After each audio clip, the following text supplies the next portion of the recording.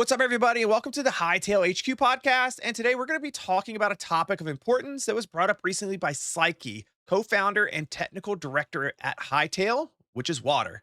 Specifically, we're going to touch on everything from game mechanics, world generation, building, and aesthetics within the topic of how we want to see water work inside of Hytale.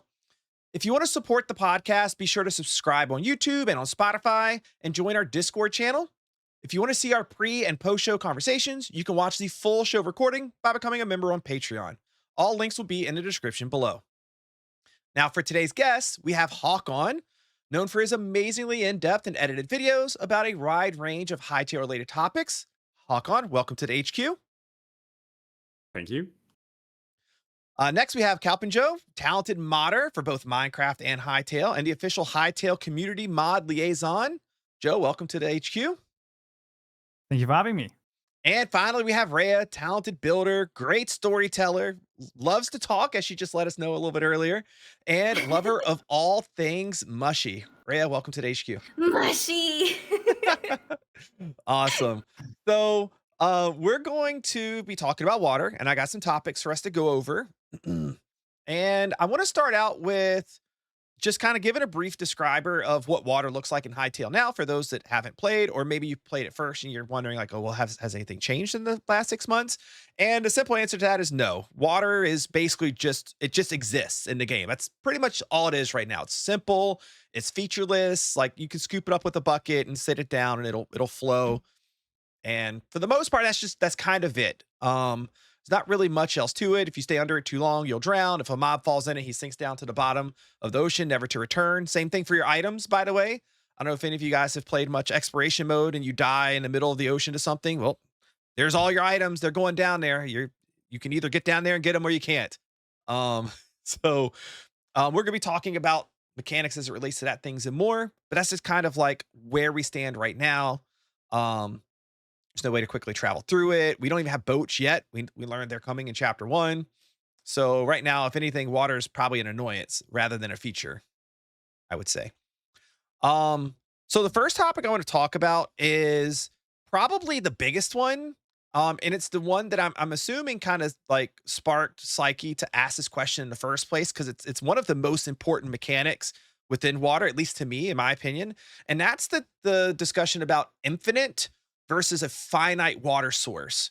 And before I bring Hawkon in on this to see what he thinks about it, I want to like bring in a clarifying thing that I didn't realize I needed to bring up, because I made a video about this, and people like when you say infinite water source, that can mean different things to different people, or like there's a couple categories of it, and I feel like you have to kind of distinguish them. And these are the two categories that I found are like the distinguishing ones. Number one is if you go to take like a scoop of water, a bucket of water out of a water source, a pond, a lake, a river, an ocean, and you pull that scoop out, does it automatically fill itself back in, or do you have an ugly hole there? Like do you not see the water there? Or does the water stay there? Does it fill itself back in? Is it infinite or is it finite? And then number two, and this maybe comes from like my experience as a Minecrafter, and depending on what game you come from, maybe your experience is a little bit different. But from my experience as a Minecrafter, when I think of an infinite water source, that to me means I can fill 2 buckets up with water, take those 2 buckets anywhere I want to, and I can make my own infinite water source and an infinitely scoop water from a little 2x2 or 3x1 hole in the ground. And then bam, I have an infinite water source. So when we talk about it, we'll try to like distinguish which one of those two that we're talking about as we go.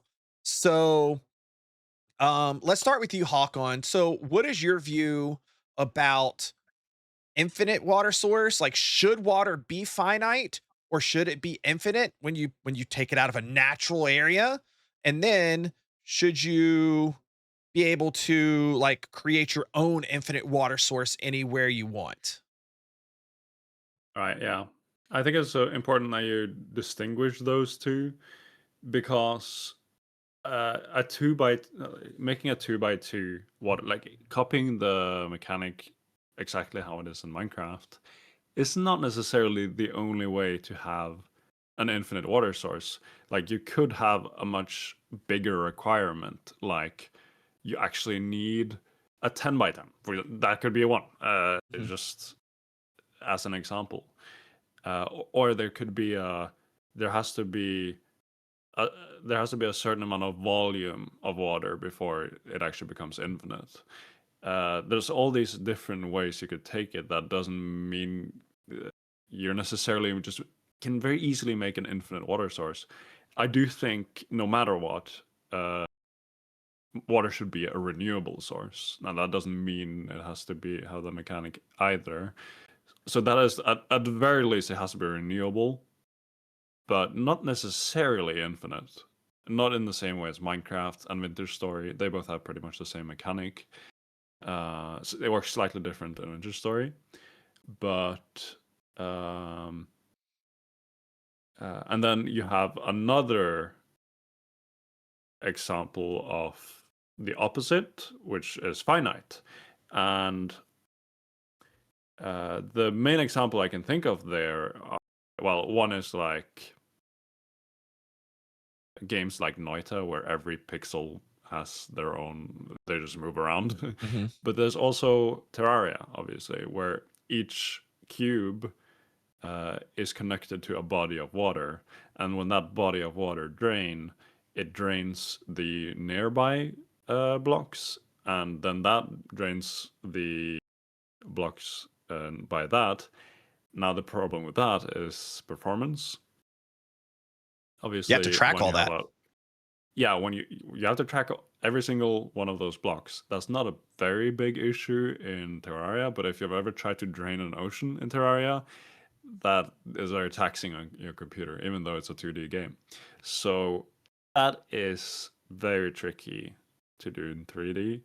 Now, it is possible. And there are mods in Minecraft, for example, that makes the water like in Terraria, and it is actually more performance than the water in Terraria. And the way they do that is by making the water drainage more localized. So instead of draining the whole body of water, it only drains in like a 10 diameter circle or something, from what I could tell Mm-hmm. playing around with it. I haven't spoken to the creators or anything, but so there are ways of creating finite water and overcoming the performance. And then I guess I should just mention this before letting someone else speak. There's also the fact that with finite water, water becomes less manageable. Like if you want to make something with water, you need a system for it. Yeah. You can't just place a waterfall because the water has to come from somewhere. So if there's a waterfall in the world, that water has to be continuously replaced somehow. Interesting. Okay. Either through actually adding rain that refills the water, or which again that would be crazy difficult to do in a block game, or by having some sort of internal like funneling system back up to whatever waterfall you want to make. So that would be not just waterfalls; it would be like rivers, fountains, anything like that. You would need like a whole system for it. You need to make that, which could be very interesting. But I think most people would want the creativity of just being able to place down a block and have it infinitely flow. Yeah. One example of a game that does finite water and is 3D is Portal Knights, which is like basically like Minecraft is cubes. And what they do is they have that finite water system, but you can't really do much with water, and also the worlds are very limited in size. Mm. So performance doesn't become that big of an issue. Gotcha. Yeah, I think that's my main thoughts on finite versus infinite. Okay. My stance on it is water should probably be relatively easy to make an infinite source for. I'm not sure exactly how you need to playtest it. But I think it should be infinite or at least renewable, and not too difficult to renew it either. And I would like a separate liquid that is very finite. It works just like Terraria, and it could be like oil or something, where you actually have a limited supply, and you have to work around that. And then you could use that liquid for different stuff like contraptions and puzzles and stuff like Yeah. that. So, and then you would have both the mechanics in the game, Gotcha. and then people could maybe add that to water if they wanted it. Okay. Here before I'm gonna come to Rhea now. I will say like maybe, but we could always maybe like in some cases have our cake and eat it too. Like you could have a like you can take a bucket of water and scoop it up and sit it somewhere, right? And then that water be like infinite in the sense of like it's there forever, but it's just its own little like individual source block that you sat down. So like you use an example of like a waterfall, right? Well, waterfall could still consist of like 4 or 5 blocks of water that are up there, water source blocks that flow down. So it's infinite in that source sense that it keeps Mm, flowing down visually. But like Minecraft is, and Hytale is right now, like when you set down a water source, it flows out like in like an 8 block grid or 7 block grid or something like that, and it'll stay there. But at the same time, like water in Hytale is not infinite because once you scoop it up and move it, it doesn't like there's no way to create more of it. So the source block itself is infinite, but you can't create more infinite blocks. Like you have to take them from point A and bring them all individually to point B. Um, so Rhea, what's your opinion on like that the infinite versus finite water debate from like your perspective? Like which do you think it should be and like what do you think about it? So we talking about Hytale, the best future for me already. Sandbox game, so why not both? But of course that has to be balanced. So the biggest problem is to balance this water between just having fun from finite order, when you can just destroy something and the water is flowing, and this is amazing. People love destroying things, okay? Yeah. Like in every game, like if you're going through Terraria, you can go and like, destroy every type of thing you have on your way, and this is amazing. People love destroying things, but also you have to find balance between this and people who actually just love to build, to have their cozy lake, custom lake built somewhere with the bridges and everything, with waterfalls. And this is the biggest problem. We have different types of ideas. We can make new water sources in game, like the wells. When you can maybe you can use a pump, and some kind of NPC can help you with automation and can pump this water from you. So if you will make the pipe system, you can actually fill the whole lake with water. Yes, Mm-hmm. we have rain. Rain also can restore some of water sources. It's fun. It's funny that Hawkon mentioned Noita, because this is one of the greatest game about how every pixel can have some kind of impact on world. And so yeah, what about Steam? If the water, if this is like or it's warm outside, so there's a lot of different types. But about waterfalls, this is something I actually was talking with CK, and I made a sketch. I Okay. made a sketch. Because yes, if we want to have finite water, we have to think about what with the rivers. They're going down. The water is flowing because the river is going down. Mm-hmm. So it can be just finite water because it will end, yes. So my purpose was to make oh let me show my sketch. Now it's too dark, of course. I made something like Yeah, we can see it. We can this. see it. Okay. Yeah. When you can see end,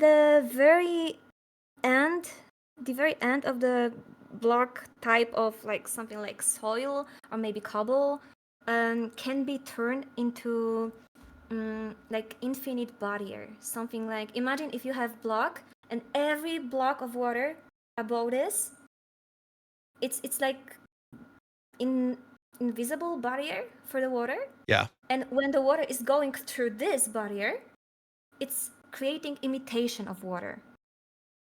So it's something like in Terraria, when you have this waterfalls, but it's not actually water, it's imitation of water. That could help with design with the waterfalls and everything. I'm sure people from WarGen could find a ways to set up this type of blocks on the very edges of the river next levels. So maybe something like this could work actually when I'm looking from the builder's perspective. But this is just idea I had in my head when I was thinking how I would make the water. But we have to remember that has to be easy to access for everyone, not too complicated. We have a lot of tools we can use, like water essence, because we have water essence. Why not use this to create infinite type of water or blocks that is blocking this water to just flow somewhere? Yeah, this is my idea. You actually kind of like sparked a cool idea to me, like just based off what you're talking about. And I'm gonna bring this to you, Joe, and see your thoughts on it and an infinite versus finite here in a little bit. So like you talk about like flowing water, like you wanted to fill a lake, right? Let's say you, as somebody that's building, wants to fill up you dig out a pond or a small lake and you want to fill that area in, and there's no like easy way to really do that.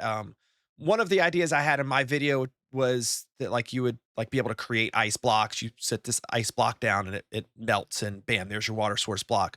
But you actually like sparked a I think an even cooler idea in my mind, which is what if there was some sort of system. So you brought up like a pump, right? So you have a well or something that maybe generates water source blocks as and it holds it in its inventory or whatever, and then you have a pump and then you pipe that water over to a lake that you're trying to fill up.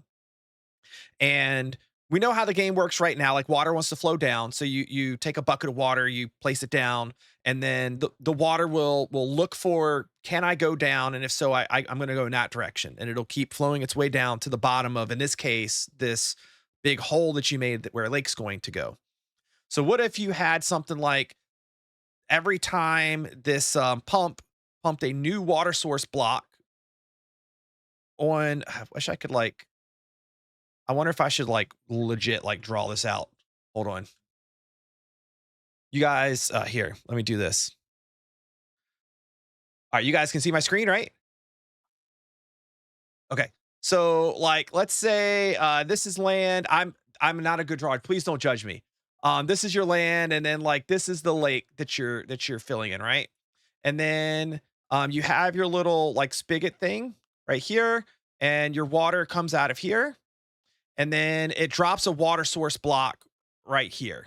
And then the way that the game works currently and would potentially work is that water just flows its way down and then it gets down to the bottom here, but that's flowing water. You can't do anything with that. But what if the next time it pumps a new water source block down and it puts it down where this water source block already exists, it takes that new water source block and it transfers it down. So now you have a water source block down here because this block knows that, hey, you added a new source block to me. I'm going to send it all the way down to the bottom. And then every time you drop in a new water source block on this one, it fills in. And then once that area is filled in, then it'll start filling in from here where it's flowing down and it'll fill up that level and so on until it fills up the whole pond or the whole lake.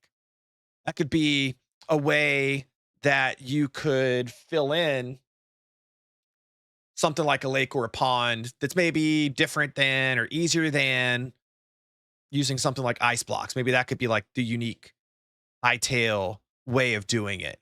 Just an idea that you kind of inspired based off what you're saying there to me, Reyes. So Let me bring this over to you, Joe. I'm kind of curious to see what you think. Like, what are your thoughts of finite versus infinite water? Like, how do you think Hytale should handle this? Like, what do you like? I think that we definitely need both in some capacity. I think that it makes sense to separate out like player-based water versus naturally occurring water. Have Yeah. like two separate systems in some capacity there. Hmm. I think the lake filling idea is really cool, and I think that might actually be possible in the way that you described it. Like technically speaking, I think that could even work. I think for infinite water for the player, I think something like a well that's maybe a little bit more involved, where you might have to dig down like 20 blocks or so and like actually build a well that sort of holds the water, and Yeah. then you draw from that. Could be maybe a little bit more realistic to say that this is like groundwater that you're pulling up. But some sort of infinite water source, I think, should be there because otherwise you also just destroy the world, right? Then you have to go somewhere like get the water from here, from there, and I think that's that can just also just make the world just not look nice. And it's hard Um, when it's like a multiplayer type world too. Anytime you put a lot of people together, whatever one person has to do that ends up destroying a world gets amplified like exponentially the more people that you have play there.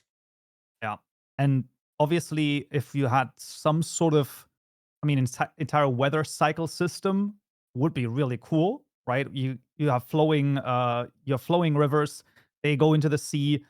Things evaporate up, and the weather actually like fills up, sort of not only puddles, but actually like literally like the same idea as the lake. It fills things up. Cool idea. I think very hard, like demanding on the game, Hmm. like because it has to keep track. Okay, how filled is this particular a block right now? Is it just like half filled, and then when does it turn to a full block? So it can be quite rough on that. But interesting ideas though. Although I want to throw a complete wrench into this. Um, because I don't know if anyone has talked about this before, but what about two different types of water for the ocean and like Yeah. sea and Salt salt versus water fresh. and fresh water? I think that could be a really interesting differentiator as well. Vintage Story actually does that. Oh, they Okay. do. Well, you have an optional uh, like a setting on the start when Mhm. you generate your world. You can pick salt water, which basically the difference is mainly that uh, you can't use it for crops because it's too salty. Mhm. Um, and some other mechanical differences, but there's lots you can do with that. And making it a optional setting on world creation, I think that's a really clever idea. Yeah. Um, and I did get another idea from listening to Rhea and Okay. you. Rhea mentioned like water essence. We have magic in the game. Yeah. So I was just thinking, how could we use magic to make a very simple kind of solution that goes both ways? And yeah, I was just thinking, what if some some blocks are just infinite sources and some are finite? What I was thinking of, because in Hytale is you already have the infinite crops with little particles on them, and then you have the normal Yeah. crops. What if you could make an infinite source block by just adding water essence or something to water? And you can scoop it up, and it is infinite. And when you hold a bucket, you see the little blue particles showing where all the infinite sources are. And that way, you could, even though the water is finite, you can actually make an infinite waterfall or a river or whatever. And that could also spawn naturally in the world. And but you could also make the natural, solution yourself. So it's not something that would only be available if it's already generated and you can't actually build it.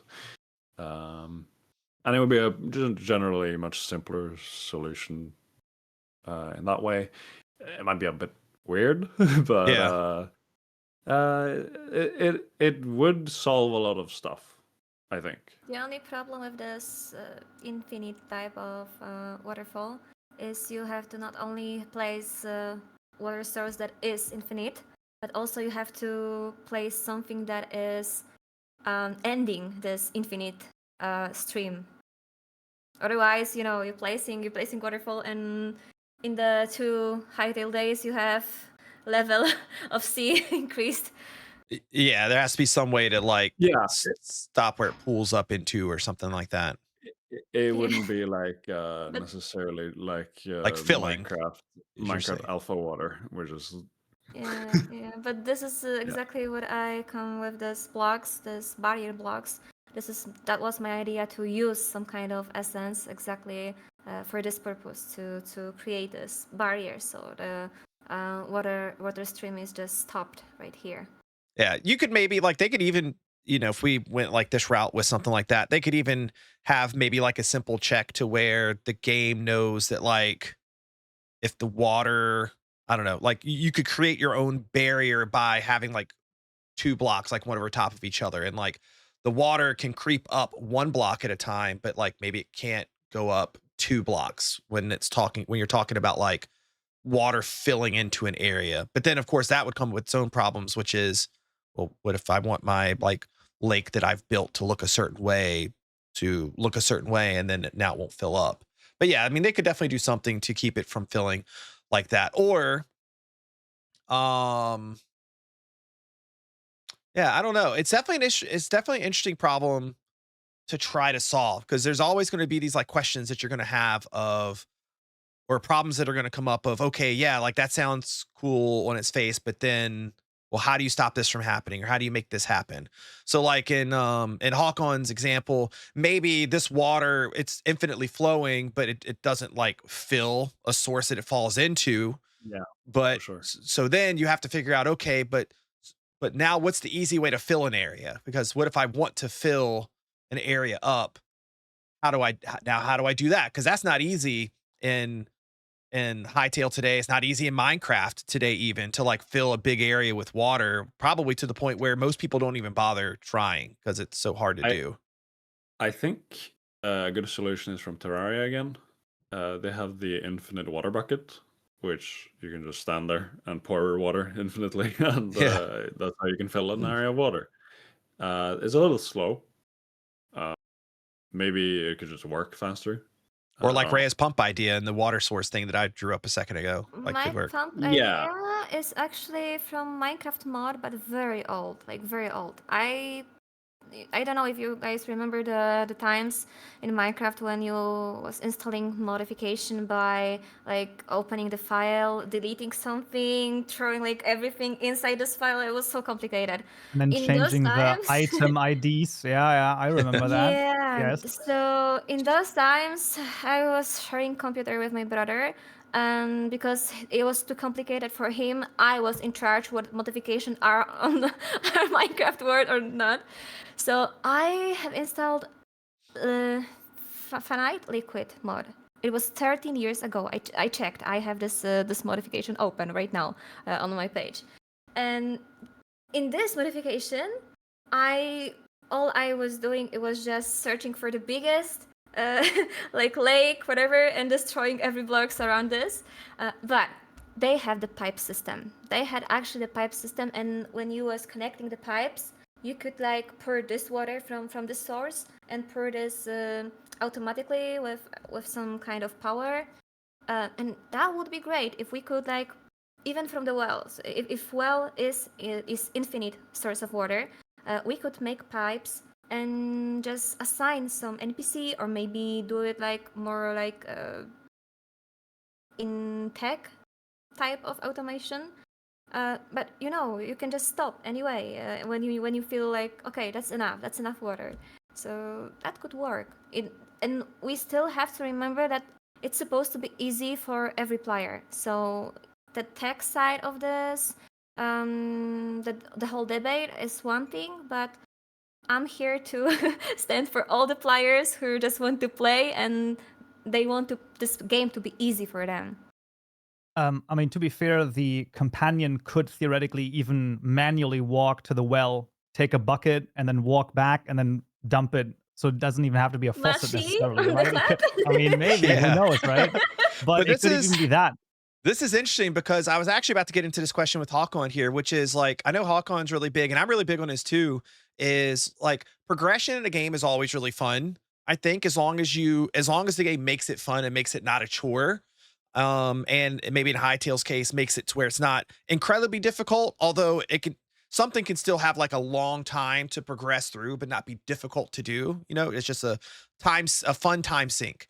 So like water could probably have its own form of progression. And that's kind of what we're talking about here a little bit, I think, which is like you start out in your world and you are just kind of bucketing things around at first. 'Cause that's just all you got. And then maybe you do have a well that you can like make and you have to dig it out and you have to place the pump at the top and that establishes it as a well, and then now that well will fill up with water slowly over time, and maybe there's a couple prerequisites you have to have. It has to be a 2x2 hole. It has to be surrounded by some type of brick block to maintain. Like you could think of some things in which that would make that like a system, right? And then you build a well, and then you have an NPC pump the water, and then well now we have automation, and we can have a hand pump or an actual pump the water. And there's all sorts of different ways that we can maybe bring progression into water. Whereas I feel like most games, it sounds like Terraria has it a little bit. I've never played myself, but I feel like most games definitely don't have water as part of the progression system. So, like Hawkon, what do you think? Like, should there like is water a good place for there to be some level of progression inside a Hytale? Another thing that we can kind of progress from day one versus day 1000 in the game? By default, I don't think water has enough of is not a strong enough motivation because people are just gonna be like, when people are like starting out and they want to make a waterfall or whatever, they aren't gonna be motivated enough necessarily by just not being able to make a waterfall to then do all that work. Well, let me interrupt before you go It's more further. of a Because I can tell you some other yeah, motivations that would exist, right? It could be water plays a role in planting crops, and you need to have water and irrigation or something to yes, do that. You could have, I think back to my time in Minecraft, water is used for a lot of things. We use it for moving items around, moving mobs around. Like it's definitely a tool inside of Minecraft in that way. And then of course the aesthetic side too. You want to build the small pond, you want to build the big lake, you want to make a custom river or waterfall. So I definitely think there can be a lot of things that water could be exactly. used for. Okay, go ahead. You'd have to make the water more of a reward in that case. Yeah. But that's possible. What are you gonna say, Ria? I just when you start talking about like progression in water, all I can think about right now is Subnautica and pressure system, because you have to make some progression to go deeper and deeper. That can be replaced in Hytale in so many ways. That can be gear you can wear. That can be new system of runes that will be implemented in game. So yeah, I think like pressures like the possibilities to Especially with progress. infinite world height, right? We could have oceans that go hundreds and hundreds of Exactly. blocks deep. Exactly. What if at some level to achieve some like the lowest, the deepest parts of water? What if you have to actually build something? Yes, like in the create mode, when you have to actually build some submarine to go through this. So this is progression in water that could work in Hytale. I think so. Any other Yeah. thoughts on the progression there, Hawkon? Yeah, I do have a thought on progression, Okay. which is mainly because I've been thinking a lot about Metroidvanias lately, how they unlock progression. Okay. And you in Metroidvanias, you basically you defeat a boss, you get an item, and then you get you can use that item or ability or whatever to unlock areas and continue like progressing through the game. Like it's a hard lock. And getting access to stuff like a pump or maybe like a better pump or whatever could be uh, it could be a hard lock for something like a dungeon, Yeah. where you have these dungeons where you you have to move water around or something to actually unlock it. Yeah, kind of like a little puzzle. Yeah, and then you need to get the pump before you can do that. So that way it could be like a hard progression thing. I could Yeah. also see, we've seen for update 1 the idea of breaches, like the goblin breach. So I could see something like you have to build maybe a sort of a water receptacle for some type of water breach, or a reverse where Yeah. you maybe to get a portal, you have to build some sort of underwater like altar or something that then spawns the portal, and then you're inside of like an underwater dimension Yeah, for or sure. instance in that so that there's things to play around with that too. This It could sounds be a fun because you take it, prerequisite. you definitely make it more interesting than, hey, I have stronger gear. Now I just go fight stronger thing. It's like, yeah, that's not like the only way that you need to progress in the world. Like you need to progress in other ways too to fight stronger thing. And then those mechanics can then play part in that like next tier. I like that. That is something. Well, it's very straightforward, but a game like RuneScape has like skill progression and everything. If you think of, if you think of, for example, farming as its own progression, and then water as its own progression. If you think of it not as levels, but you unlock better and better gear, then you could suddenly have just do anything that a game that has skill levels would do, where they unlock stuff behind levels. Like, for example, if there's a farming boss, where you can only unlock it once you can grow a good enough crop, then you can only do that once you're good enough at farming. And that becomes a farming challenge, but it also becomes a Yeah, it progression. kind of like meshes two different ways to play. That's cool. It's not necessarily required for winning the game, but it's a good good thing for progression. You get to progress in different areas of the Yeah. game from having done one thing. And yeah, so I think that's a good way of thinking of progression in general.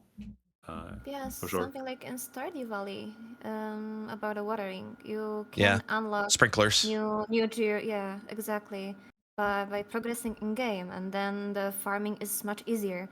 I'm not sure about the boss idea, because when I'm thinking about really cozy players that just want to make the best farm in the whole world, and to make this best gear, they have to, or progression, they have to kill the boss. They could put it like in That's where the different areas. Like cases the are boss could be one area, you complicated. get it, but then maybe there could be other ways that you could do it that don't also involve combat. That's always been one of my big things. Is I like it. A game like this, it's a sandbox game. It's always good for them to give the player maybe like 2, 3, 4 different ways to do something. That way the player can Yeah. say, I like this way the best. Like I find combat super fun. I'm going to do it the combat way. Whereas the other players like, I like the cozy stuff better. I want to go like find this in like some far off land where I get to like look around or like advance like this particular part of the game a little bit further, like farming or whatever.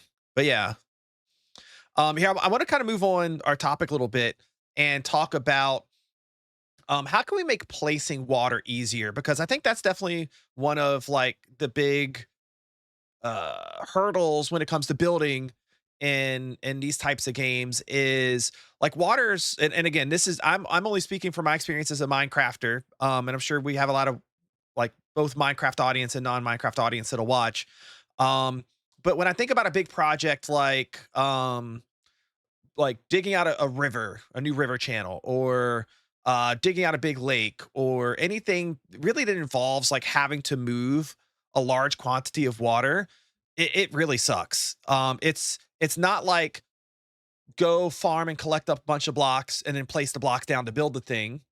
But water is also kind of a part of building, right? So I'm trying to think of how can we make, like, what kind of ideas do you have, or do you maybe not even see it as a big hurdle for placing blocks of water down? Um, I don't know if either any of you saw my recent video I put on the main channel, but I did a video about water progression after Slikey put his little challenge out there asking people. And my idea of the well also had an idea of something like think of a furnace, but inverse. Like you hook up an ice box or something, and then it takes a water source block and it makes it into a special ice block that when placed down will melt after like a minute or two or whatever. So then the player could effectively farm water via the well and then farm ice blocks via this ice box thing. They could introduce automation into it, NPC based or machine based when we get that. And then they can take these ice blocks, and then after they dig out the hole, they just place down a bunch of blocks just like they would build anything else, and that ice melts into water, and then bam, there it is. Or maybe we go the other route that we mentioned earlier from Rhea's idea, which was like can I set up a pump to fill an area up? And whatever the means is that we tell it to stop at the top, we'll have that. Which, by the way, I thought about something because literally the underside of my house is like flooding a little bit. I have a crawl space because it's raining a lot, and I'm going to go buy a sump pump. Well, you know how the sump pump knows when to turn on versus turn off. It has a little bobber thing, and when the bobber gets high enough, it turns the pump on to drain the water out. You could have that in the inverse, a little block you sit down, and then once the water gets up to that level and the little bobber goes up, it knows, okay, shut the water off. It can't go up anymore. So there's definitely things that we can do. Here, let me start. I'm going to start with Joe this time, and then we'll work our way around. Joe, what do you think? Like, do we need to make water easier to place? And then if so, like, what kind of ideas do you have, if any, that you think could do that? Like, what kind of problem do you think this is? How do we solve it? Yeah, it's interesting. So I think the ice idea is actually pretty good, but I think it's sort of one of those things once again where it's like, is it too much to ask for both? Like it's sort of like Yeah. all of the above. Because I think placing the ice and that turns into water is obviously placing blocks is so much easier than placing liquids in a voxel game. It just is always a little bit finicky. Um, then having the bobber idea also really good. Anything outside the box, I haven't like thought about it too much in terms of placing. Um, you could of course also go the completely opposite route and have like the question is whether or not the sort of non-creative players like that, but you can go more a tool route where it's like similar to the creative tools that we have, specifically maybe for water because it's a little bit different to deal with than other things. So it maybe looks for, do you have enough water in your inventory in some capacity so that you can place it down? And then it like does it Um, like you could like almost place it all down at once type of a yeah, thing. sort of at once. Maybe that's a magic Um, thing, right? or that, true. We could also go with the water essences. Maybe you place something like that down, and then you have you do like a Your Harry Potter water spell, impersonation. and then exactly, and then and then all of a sudden it fills up. Something like that could work Yeah. as well. I know you talked about it a little bit already, Rhea, but do you have any other like thoughts on this, like placing water down? I had, but you just spoke about this. I was like, I have idea. Oh my god, I can't wait for my for my turn. But yeah, what I was imagining, like staff, water staff, exactly. Yeah. What I can imagine for someone who like can't really fight, are the people are not into any automation, even with NPCs. So what else we can do? It's of course magic. It's of course water essences. So right now you maybe gain this water essence from fishing traps. If you don't like to fight. Mhm. So now you have a lot of water essence, and then you have staff. And when you going with the staff, of course you can't fill the whole ward with this water. But we have some limitation on the staff, how many blocks you can fill. Yeah. But imagine that you are in the game, you pointing on some level in the hole, Yeah. and you can see that visualization, that to this point there will be a water. And then you can click, that will be saying how many essence that will take from you, the water essence. And then boom, you have this hole filled with water. That could work Maybe it could even be almost for like fighting like players. a channeling type spell, right? Like you hold down click and Mhm. you hold your staff out and it like slowly fills it, and then you give it maybe better staffs to fill it faster, or you get a Like in NPC that can do it for Palworld, you. Yeah. Like in Palworld, that you Yeah. you have this progression bar that's saying, yeah, that will be done when you will click long enough. Yeah. What do you think, Hawkon? I think, okay, so if we go back to if we have finite water, Yeah. and it spreads out, and I didn't mention how Terraria does it, where they have the unlimited bucket, and I don't think that's really progression. It just becomes an item you get, and suddenly you have unlimited water. What if you just could progress by making bigger buckets? So suddenly you can pick up more water in the bucket, and you can pour way more water at once, just way quicker. That could be a solution as well if you had finite water. It wouldn't work with how water works right now, because the problem is still that you can't spread it out very easily. It's tricky to fill up a large body of water because you need to actually. It's much better with blocks in that case. But yeah, I think filling spaces is generally a strength of finite water, and it's a good argument for finite water, I think. And like realistically moving water, because in the real world, you're not really thinking about, oh, how do I fill up this space with water? It happens automatically. So, Yeah. Or yeah. or it doesn't, and you just have a big hole there. One of the two. Yeah. If you don't have enough water, that is. Yeah. I mean, it's definitely like I think this is going to be one of the biggest like contentions with the community, because a lot of people like infinite water because it's easy. So it's always like it requires a lot of innovation and thought to go into, well, how do you make a finite water source system acceptable to a community of like just gamers in general? Like gamers, if you give them an easy way versus a hard way, they usually just take the easy way because that's what's there, right? But that's just because, as a gamer, it's not your job to sit here and think of like how something could work the other way. You just kind of interact with what's in front of you. So, taking something like a finite water source, like how can we make it to where those players can interact with it in a way that they think is fun, and all of a sudden they forget about the fact that they were like hard set on needing like a water source to be infinite.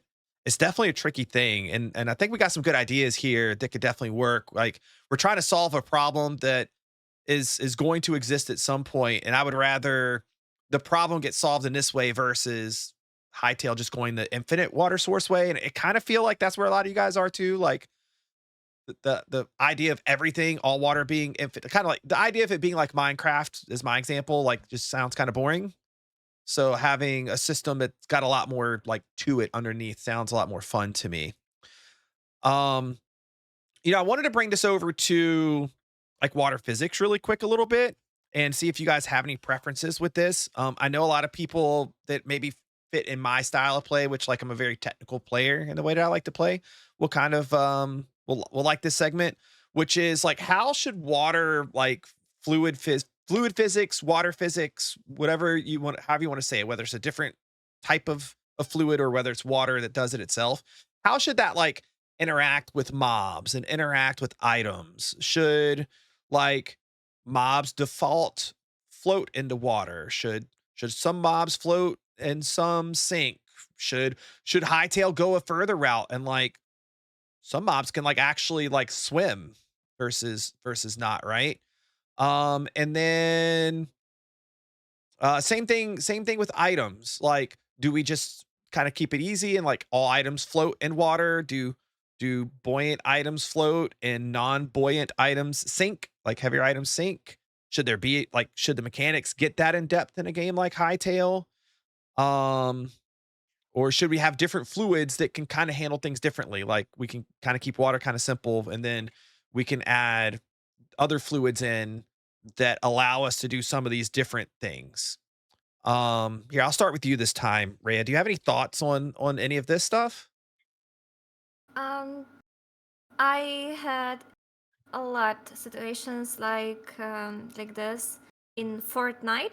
when I died or someone died, and we was screaming because we died close to the water, to the river, In the and water, all the items slow down. items, all yeah, and I it was know like, oh no, no, we was chasing these items. It's so funny. It's so funny. it It's is. kind of frustrating sometimes, but the amount of laughing we had just because of this mechanic. I think I would love to see something like this. That will be clip farming for every streamer. So this is something we want on see on our feedback. Yeah, yeah. This is Okay. something I want to see. So yeah, for me, the water physics should interact with mobs. It's nice to see that the we have a lot of talented people who can make animation like for swimming and everything. So I feel like design swimming animation, custom swimming animation for every mob in Hytale, that isn't a problem. This is only the time case in this situation.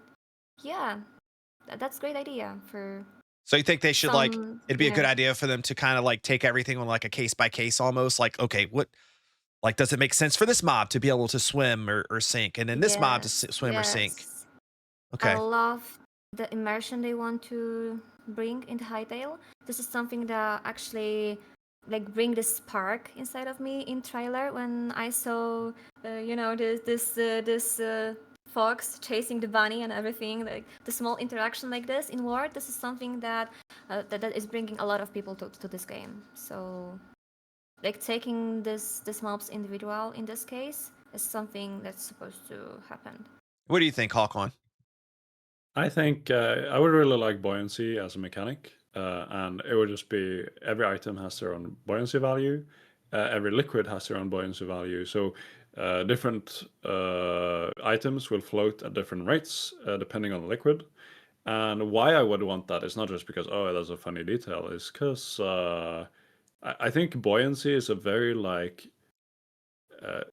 cornerstone thing for puzzles where, for example, if you think of how do you do an intelligence test on a crow, for example? Well, you give it a tube of water, I've seen this. and you got a peanut or whatever, and then the peanut is floating, and then there are rocks on the bottom, and the crow will drop rocks to make the water displace, Hmm. and then once the water gets taller, it will grab the peanut and eat it. So I feel like buoyancy has a lot of potential for different like gameplay situations similar to that, and with also different liquids that could open up a lot of different stuff. I think this should also apply to like falling blocks, for example. You know how like falling blocks in Minecraft are like affected Like by sand and explosions. gravel, you mean that kind of thing? Yeah, they're affected by explosions when they're falling. They're Okay, affected okay. by explosions. They're affected by I think they're affected by like bubble columns or whatever. That would be cool if you had stuff that could be affected by buoyancy. So you had maybe like a foam block or something, which was designed as a falling block, and it was designed around being used for puzzles, for example. And you could use that as something you need to move around with water, and it is actually buoyant. And then it goes into a different liquid, maybe, and then it stops floating. Maybe it goes into tar, and then it soaks up the tar, and then it sinks. All these sort of interactions would be super. The more, the merrier, I would say. Okay. What do you think, Joe? 100%. I think the different buoyancies for both items, mobs, case by case basis. I mean, ducks should float probably, right? They should be able to like literally float and navigate. Versus some other animals which would probably rather avoid the water because, like, I think a lot of animals actually don't really like to swim. Yeah. Like Enderman. Enderman. Yeah. Well, that's a very extreme case, but It is. sure. But that, and then I'll go back one more time because I don't know why, but I really like the idea of salt water and fresh water for some Yeah. reason. And there you go. That's the buoyancy. You add I like that. salt to water, and you 100%. can change the buoyancy with that. Ooh. Because the way that Hytale works with the components, with the ECS, you could make a water block hold a salt value, for example, in theory. So you wouldn't even need to make like 100 different liquids. it could just be something like that, just as an idea. How would Oh, yeah, you how would you handle something like that with like, I don't know, you take this salty water and then you place it down in a big pond of non-salty water, like fresh water. Like how would that work? so in Vintage Story, how it works is it just kind of creates a border between them. Okay. So they just meet up and then Okay. they stop flowing. Uh, that if I can remember correctly. So Like they is just like the don't mix. properties They of don't. that are They just held within that block space? so they don't mix. But what Okay. Kaupenjoe said here was that they have their own values. So in our case, if they actually have saltwater values and they're not just separate blocks, then I guess just the body of water would just mix into a one big value, right? So that would be way more interesting, because then you wouldn't have salt water and fresh water. Um, you would have a spectrum. So Yeah. So how it works in real life, when a river flows into the sea, right? Sometimes the sea like washes back and you get brackish water. It's not like salt water, but it's higher salt content, Yeah. right? So you have a gradual change there. I just wonder if the game would be able to That's what handle those types of calculations. I mean, maybe I guess it could, because I mean, it's if usually it's only doing it on a yeah. one-time basis. You dump the bucket in, it would do its calculation at one time and kind of like normalize It would things. have to be looked at exactly what it is, but if the calculation really is just like changing one integer, it doesn't seem like that's a. I Yeah. mean, yeah, if you change like a lot of them at the same time, sure, but because it's not like changing 3D space and all of that, it's more like. But it depends I, on how it's implemented. I think there's a lot of opportunity to optimize it, especially if you Yeah, think of it as volumes of water and not just individual water blocks. yeah, that's true. That sounds very doable to me. I'm sure anyone who's good at optimizing games would think of a million different ways of doing this. Yeah. Another reason I really like the idea of salt water, salt content values, is because I'm thinking of really cool phenomenons like the Dead Sea. Yeah, I Have you was ever just heard thinking of about the Dead that. Sea? Yeah. Yeah, You can like you can really float on that. Like it's like you feel like Jesus walking on water, because the saltwater content is so high that it just pushes you out of the water, and the buoyancy is so powerful that uh, you can hardly even get into the water. It's super interesting. It sounds like the type Um, of mechanic that a lot of technical players that play the game, once we get deeper in, there's things to farm and just do in like all sorts of different ways, that people would probably create some of the like really crazy stuff with a system like that, where you can change the value of how much salt is in the water. But salt water and sweet water, it also comes with entities living inside of it. Yeah, So different. Yep. now we have to think about what Ecosystems. creatures. Yeah, if this creature will instantly start dying in different type of water, and what if the level of saltness in this water is it's too much, the salt in this water, like in that sea. That sea, you know why is that sea? Yeah. Yeah. Yes. So what now? If you bring too much salt water, the creature will start dying. How quick? And this is a lot of to think about when it comes to the differences. Hmm. A lot of work, for Yeah. sure. Um.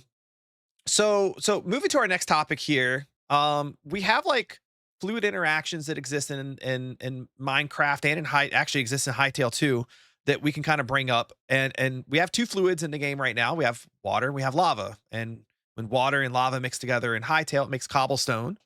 In Minecraft, you have like water, lava mixed together. I can't remember exactly how it goes, but there's like in one condition in which they meet, it makes cobblestone, and another condition in which they meet, it makes regular stone. And then if you have water touch the lava source directly, it turns it into obsidian. And I think mechanics like that are kind of cool. Um, and I'm kind of curious, like, would you like to see that level of interaction inside of Hytale? Maybe even to the extent of if really cold water meets lava, like let's say water inside of like zone 3, like near frozen water meets lava, it could create one type of block. And then if it meets it in a warmer biome, it actually makes a different type of block. Or we have different fluids. Or in this case, maybe we just keep with salt water and fresh water. If salt water hits a block, it hits lava, it makes one thing. Fresh water hits it, makes a different thing. What do you think about that type of thing, Hawkon? Right. Could we put a pin in that? So lava hitting water. Yeah. And there's one more thing about salt water that I Yeah. want to say. Go. Have you ever seen the Great Salt Lake in Utah? Yes. Yes. So this lake is separated into two parts. It was separated by a railway, and the salinity in the water was separated. And so one part of it is entirely blue, and the other part is entirely red. Mm. And so the increased salinity in the water actually turns the water red. So that's another like way, just example of all the ways that salinity can actually affect not only like mechanics but Visuals. Visuals of it. And yeah, I think I think that's another argument for adding salinity to water in Hytale. Good one. Now, lava meeting Water. Meeting water. Now, obsidian is very cool because it is actually glass. Yeah. And I think I really think we should have obsidian. But I don't think it should be made by just a source block. It is very strange. And also I feel like this will also depend on whether or not we use finite water and infinite water, because obviously in Minecraft, where you need actually a source block of lava to create obsidian, that wouldn't make sense if there are no source blocks. So it would be very interesting to think about if all liquids were just finite and they just poured out. How would happen when they meet? Especially because you would have like, because another interesting part about water and lava meeting is that it's usually just a little bit of water and lava touching, and then it creates, in Minecraft, it creates a block of cobblestone or whatever. And it would be interesting if there's like a requirement of the amount of water to lava has something to do with it, rather than if it's a source block or if it's on top of ice or whatever the requirement for basalt is in that case. I mean, and basalt is what you get from burning lava, not cobblestone. So I would obviously want basalt. It would make a lot more sense. I was researching this a little bit recently. But I think obsidian should be possible to make by combining maybe sand with lava. I don't recall how obsidian is actually made in nature. I think it's when lava gets like super cooled under pressure, like deep in the ocean, I think is like when it happens. Rapidly cooled is what Wikipedia says. Yeah, which is, I guess, the thing that Minecraft is trying to like show with water hitting. Right. Okay. Like rapidly cooled. Yeah. So it could be something where, like, I don't know, in the depths of a cold ocean or underneath a certain Y, like under Y level, like -200, like once you really start getting deep and the water would technically be colder or something like that. Yeah, and then you would need temperature. Yeah. There you go. There you go. What do you think, Joe? Yeah, I mean, there has to be some interesting interaction. I think I think the ability to create blocks is kind of cool, right? Yeah, 100%. 100%. Like the idea of, the cobblestone generator, it seems iconic, but it also seems very Minecrafty in a way. So there should be some sort of more Hytale DNA that's like injected in there. Yeah. What exactly to do? Really rough to say. I think I do like the idea of the temperatures. So now we got not only salt content, but now we also got temperatures in the water. So we're making water even more complicated. I love it. Okay, every single thing we add. By the Yeah. end of the podcast, we're gonna have 3 more And components that we can add to the water. I'll add this really quick too, because some people can start to hear this and maybe start to get a little scared, like, oh man, you're really starting to make stuff really complicated. But it depends on what you put behind this, right? If it's fun stuff like creating different types of blocks and just other like kind of trivial but maybe useful interactions, I think adding this level of complexity is fine. It's only when you start to like lock like hard progression and like other stuff behind it that it starts to become a problem, because then the like average player that isn't like super studied on the game can start to get a little lost in the sauce and may get frustrated by those types of mechanics. So I think as long as it ends up being something where at the end you get like this kind of generic but maybe useful reward, again, just kind of going back to like Minecraft's simple version of that is a cobblestone generator. I mean, it's a simple reward. You can get cobblestone from anywhere, right? But it's kind of fun to like be able to produce it on site and like have a way to like AFK farm it or whatever, right?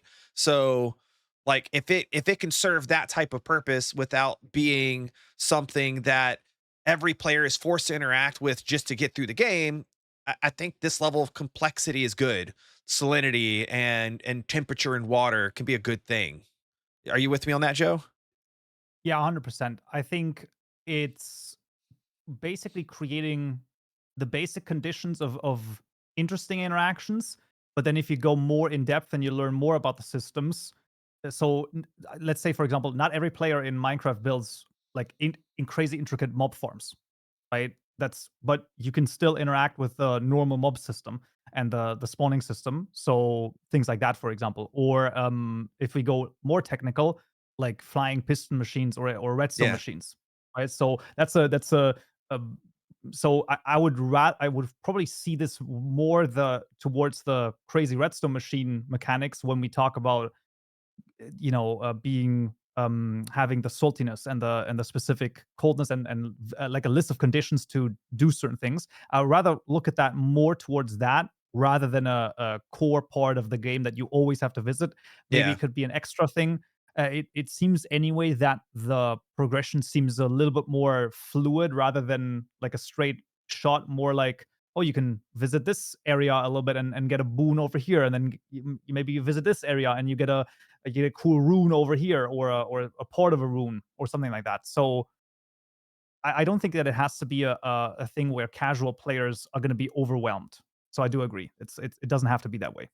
And how do you feel about that, Rand? Does the game have a place for like this level of like custom, let's call it customization, right? Like I can customize my water to a certain level of saltiness. I can deal with different temperatures of water, and then maybe doing something like mixing lava with it or something, like I can get different returns out of it, or I can find different usefulness, like levels of usefulness for this thing without it being overbearing to like the average player that just hops on and plays the game, average kid, the average adult that only gets to play like 4 or 5 hours a week, and they don't engross themselves in like YouTube content or something. Is there a good place for this in the game? Yes, of course. Hytale is all about possibilities. We have already a lot of different tools and genres in groups that like thinking about different types of things. We have, of course, modding community that is focused on modding and modding tools. We have builders and all of these amazing tools. We have just casual players that was asking about some modern blocks, and they get like how many that was 500 Yeah, new blocks. that was kind of Yeah, crazy. exactly. So yeah, of course we have space for people who just love experimenting with physics. And of course, when we talking about water, we can't just deny that existence of gas. And this is again the moment when I will start talking about Noita. For someone who don't know what Noita is, it's a game, a pixel type of game. When you diving into cave and you're fighting with some mobs, of course. But every pixel in this game have a purpose. If this is a liquid, and this liquid can have interaction with other liquids. In Noita, there's already a lot of liquids. I will like count some of it. You have like acid, you have blood, you have oil, you have mist, slimes, freezing liquid. You have lava, of course. You have water, even whiskey. And you know, if you're hopping into a whiskey source, you're getting dizzy and everything. So this is amazing. This is amazing playground for experiments. You know, when I'm thinking about casual players, I can imagine going to, like hopping into cave, and now I see like strange liquid source. I can totally ignore this because it's for nothing, yes. But I can also like took this liquid with me in a bucket or maybe bottle or whatever, and I can start experimenting. I can pour this liquid to the other type of liquid, and boom! Now I have a acid gas, like toxic gas, in my room. Yeah. And this is something that can be excited, because if this is not the like Joe said, it's not the core part of game, but something to discover, something as more like, yeah, optional. I can experimenting with this, but also I can ignore this. And for this, yeah, that would be amazing to have more possibilities with everything. I see like just look what Minecraft are doing right now. People can find amazing type of farms, mob farms, because they just have one item who is working in supposed to work in one way, but they discovered that if you will connect this to this and this and the other things, now boom, you have infinity spawner or It's definitely something. like the And special this is sauce of amazing. a sandbox game is like that level of Yes. discovery that you're talking about there, I think. Mm-hmm. Exactly. Like the more tools we have to play with, the amazing the sandbox experience is. I want to bring this into a non-technical topic, and then we're going to spin it technical again in a few minutes. Um, World generation, right? Obviously, water plays a pretty big role in that. When you look at Hytale right now, when you look at a game like Minecraft right now, and I'm sure a lot of other like voxel sandbox type games, in a lot of these cases, water like only generates on like one kind of flat plane, right? Like ocean, sea level is usually the only place that you see water. Sometimes you'll see it generate in other ways, but it's not really very complex. Um, so, um, Ray, I'm gonna stay with you here for a second. How important do you think water is to world generation? Like, should Hytale have in its generation, I don't know, like small lakes that form in the top of cold mountains where theoretically snow would like melt and pool into a crevice? Should we have waterfalls that generate and then that like flows into a river that then flows downhill and eventually makes its way down to the ocean? Like, should we have more realistic water features that we see in the real world exist inside of like the Hytale generated world that we get with World Gen V2? Yeah, so I'm a big fan of putting this kind of like realistic thinking into games, even if they fantasy and everything. I really like when when the things just make sense. So even if we have floating islands and there is a water like in the floating islands, like this islands could be like bringing up with this water already. So it's nice, it's logic to have water sources like up here. If we're going to rivers, of course, rivers have most of the sources are in the mountains. And they creating lakes, they creating other sources, they making the ground being good for crops and everything. So that all makes sense. So of course, yes. My answer is, yeah, I would love to see more realistic thinking while creating some of this new biomes that will be in the future in the new world gen. But also because this is kind of fantasy game right now. We can play with it.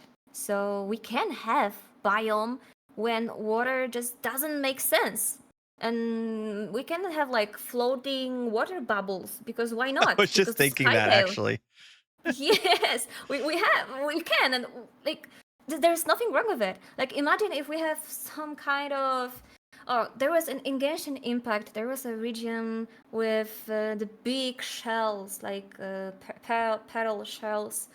What I can imagine like is biome like this with big sea-like shells when you have like floating bubbles, and because you have already boots from our goblins, you can jump from these bubbles, and this is your way to travel like vertically Interesting. through the map. So yes, that also makes sense because some kind of magic are holding this bubble together. But it all had. I like when everything have some kind of lore behind this. So possibilities are endless. What do you think, Hawkon? So like both realistic features of water, like what we see in the real world today, does that should that is that important for the Hytale team to kind of incorporate, you think, into World Gen V2 and like what we see, but also like maybe leaning into the fantasy side and the magic side of the game a little bit more, like Rhea was saying. Like there's nothing that says that in a certain biome, like the waterfall doesn't go upwards, or there's not these like little floating bubbles of water that maybe you can use to, I don't know, traverse like a specific area or something like that that would be useful. And we know the game can, I guess, do this, right? Like we saw, I'm sure you guys saw that one video that came out of like the moving platforms. I would assume you could probably like assign that same logic to little blobs of water that move around. What do you think about that, Hawkon? Yeah, I haven't thought of magical water much before, but like I think magical water would be amazing to play around with. Um, oh, for example, like just just water, but it works the other way around. It's Yeah. incredible. Like you because like imagine you walk into a like a water dungeon. I just see the water is in the room. It's like there's a pool of water. Yeah. Why And is it there's not fish falling? like swimming in it. Yeah. And that could be again lots of cool mechanics. Whereas like the magical upside down water is like, yeah, that would be really cool. I think What if there's a tree mainly. that, like, instead of leaves, it has like water attached to it, and there's little fish inside the water or something? That'd be kind of crazy to see. Yeah, that'd be crazy. Cast your For rod into sure. the People tree to from catch the work gen fish. right now are cooking the ideas Yeah, and already yeah. making sketches. Yeah. Yeah, I'm all for upside down water, definitely.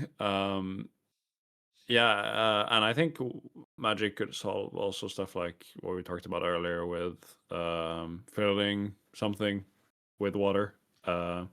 Maybe, for example, if you wanted to fill a uh, a big area with water, if you have a water, so in Terraria you have like staffs, like you can place ice in the middle of the air, and what that solves is, well, you can now place blocks wherever you want, because you can place an ice block and you can place any block on top of that. What if we had something similar where you can place water anywhere? Yeah. uh, or what if uh, this rod? Okay, so say we don't have finite water. We have infinite water. It's just like normal, boring water. But then you can produce finite water with this rod, and it actually fills up and turns into infinite water.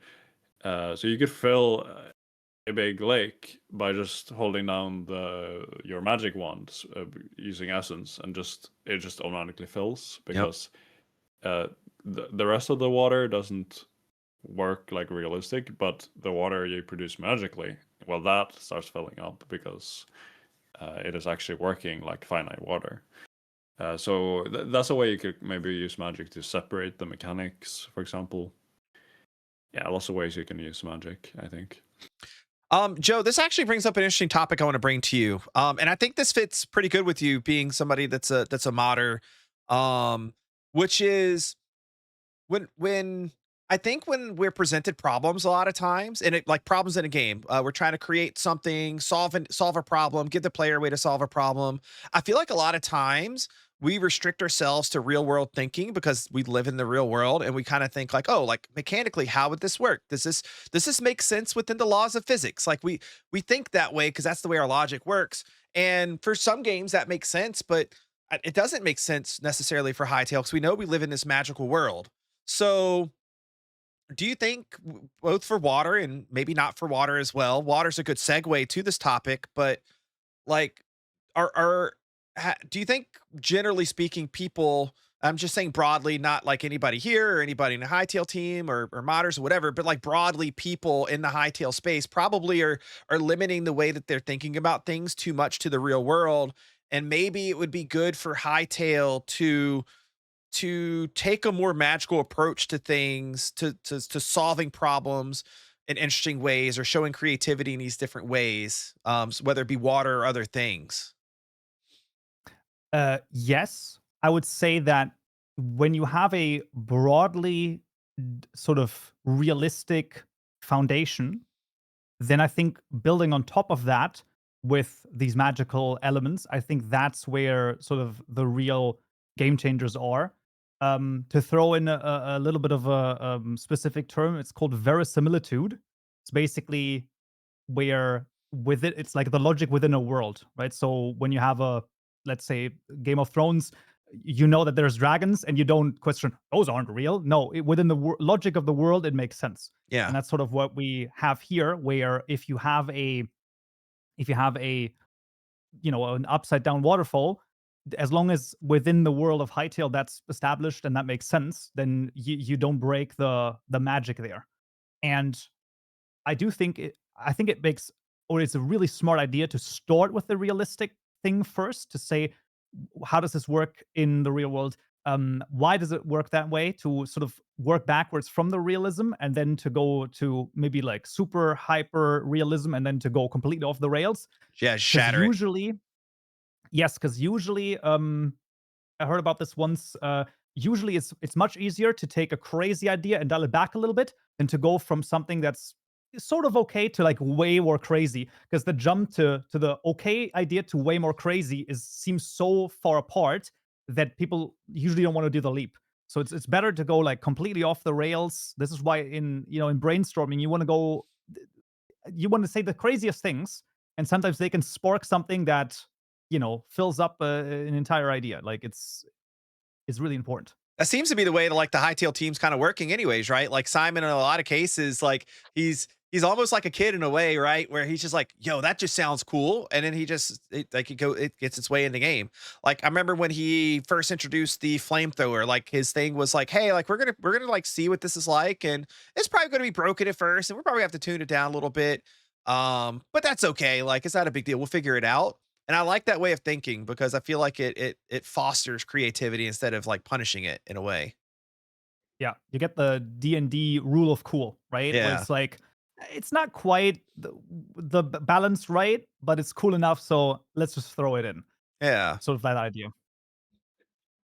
Mr. The same Beast the same actually, thing happen. Go ahead. Mr. Beast actually makes videos in the same like way, where he comes up with like crazy ideas, like pregnant woman versus tiger. Like Yeah. there's no way you can do that, but it can like lead to something that is actually feasible.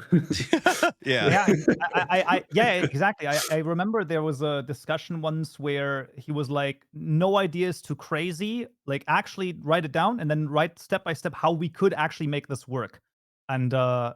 that unlocks so many more ideas. Where it's like, I don't even know like the ideas, but something like, Yeah. oh yeah, he showed the pyramids. That, for example, right? There was one video where he showed the pyramids, and it's like, well, they're never gonna allow you, like the government's never gonna allow you to like go in there because they're like really protective of it. But then he was like, well, yeah, but what if, like, if you never ask, you're always gonna get a no. It's sort of that idea. Yeah. So you have to go up one or two levels of craziness higher than what you think is feasible, and then you Yeah. dial it down a little bit. Yep. Um, but I Kind of think like that the the art of idea is go for negotiation it. almost. Yeah, it kind of is. It kind of because when you have these ideas, you're sort of negotiating with with yourself in that regard. I mean, or in a team with a team, right? Yeah. But the spirit of the team is then to find a level where it still makes sense. The cool thing about games and the software in general is we can always change variables and we can always tweak things. So that's the really cool thing. We don't end up with let's say like one board game version where this is now set and we can't change it anymore. The values are done. We can always change the values, and that's can obviously lead to some people, as if you play any sort of MOBAs or any other competitive games, the community is always go crazy on the certain changes, but Yeah. still the changes can still happen there. Rhea, you had something to say? I was wanted to like connect this topic to about you was talking about like they see some crazy idea and they bring in this life, and this is what actually happened with the moving blocks you saw in Mhm. blog post, the list blog post. Ryan just made this. He posted this on some of channels, and Simon was like, "Yeah, we're doing this. Come on." Yeah. Yeah. So this is exactly what happened. You I want to move to a we're gonna stick on the topic of like rivers. But I'm gonna take it to like water flow and currents, okay? So this is something that I think can be a little hard to do in a game, but I definitely think it's possible. Um so like one of my questions that I'm gonna ultimately put to you guys is like, should there be water currents? And do you have any thoughts on how like Hytale, like base generation, or the player can decide where those currents are and how strong they are? And I'll actually start this with like posing an idea that I had. It probably needs to be refined a little bit, but I think in its basic form is easy to understand, which is like, what if your river flow or river current was determined by like vertical, like its vertical movement, right? So like every time water goes down a block, that creates like velocity of the water as current. But then every time it travels horizontally, that kind of normalizes and eventually would come to a point where the water is still. So you could create, so current in the world could be created by rivers going down like steeper like slopes, steeper grades would create stronger currents. And then as it levels out, like gets down towards the bot like sea level and then eventually drains into the ocean, right? Those currents dissipate or stop completely because we've been on flat land for 10, 15, 20 blocks or whatever like that horizontal plane ends up being. And then the player could then of course easily mimic that themselves by, okay, I drop water further down, it means water goes faster, and then they could use that to manipulate this like water current system to make their own currents, whether it be in their own rivers that they make or for useful things like moving mobs or items around or something like that. Hawkon, what do you think about like like water currents? Is this a thing that should exist in the game? Should it only exist in nature? Should the player be able to create it? Do you have any ideas around it? I think there are different types of currents here you're talking about because when you talk about the current, which is just the movement of water, like okay, so you get flowing water in, and that creates a current. Yeah. That might be that could be done. Could be too complex. I don't know. I think the easiest way to do it would be because Minecraft already has currents. It has magma blocks and like soul sand, where you have currents up and down. Yeah. Right? And how that works, I think magma blocks suck you down. Yeah. And then I think soul sand. Soul sand pushes up. It pushes, which doesn't make sense because the warm would. Correct me if I'm wrong, but warm water would go higher up, right? Yeah, then, this is true. This is true. Yeah. So it should be the opposite way. Anyway, what if you had like lava or something like? What if you had hot stuff? It could be all sorts of magical implementation if you want to do it. If you want to create a current as a player, But what if you could use actually fire magic or magma block or whatever to create currents? And instead of just one magma block creating a current up into the ocean, it would just be like it would be all the way out from the block, if that makes sense. So you would actually get a current going from each face of the block and out into the water. So like a blockway, basically, of like you could face that face of the face of the block a certain way would dictate which direction Exactly. it forces the current to move. And then how you would represent that visually.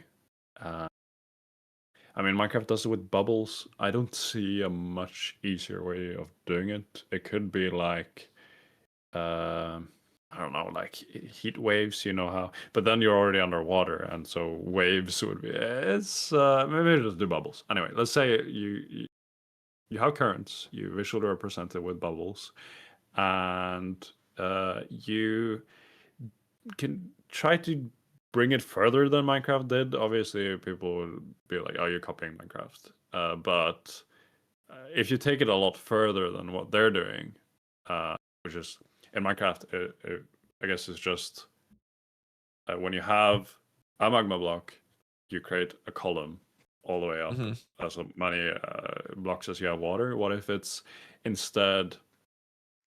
Well, you have one magma block and it brings a column up maybe 3 or 4 blocks. But then if you have like a 2x2 of magma, it's even you more scale powerful. it up. And you scale it up that way. Yeah, that could be interesting. And then ice maybe would bring it back down because it's cold. Maybe like blue ice or something. Yeah, I don't know, maybe.